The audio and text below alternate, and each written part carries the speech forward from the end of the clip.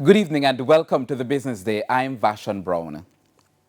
Caribbean Cement Company could pay a dividend for the first time in almost 2 decades by August. Now, the company's board made the recommendation at a meeting on May 26. Shareholders are to vote at the company's annual general meeting on July 19 on a recommended payout of $1.50 per share.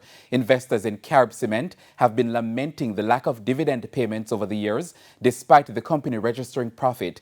In December last year, the company announced the formation of a committee to develop a dividend policy that would guide potential payouts going forward.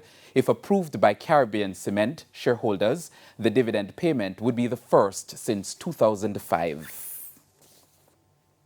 National Commercial Bank (NCB) has announced an increase in lending rates effective next month. This will affect personal, small and medium enterprise loans with variable rates. Now, the loan rates will be adjusted by an average 1.14% effective July 19.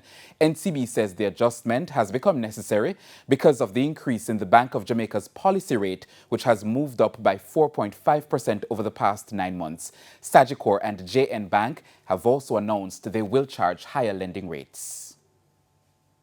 The U.S. currency is being traded for an average $154.41. $123.08 is the going rate for the Canadian dollar and $194.58 for the pound. It's costing an average $168.16 for the euro.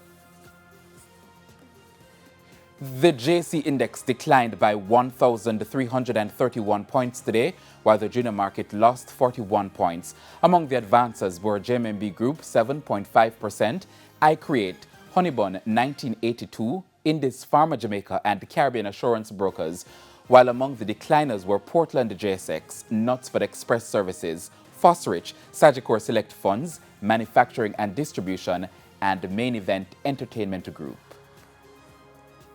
And that's the Business Day. I'm Vashon Brown. Have a good evening.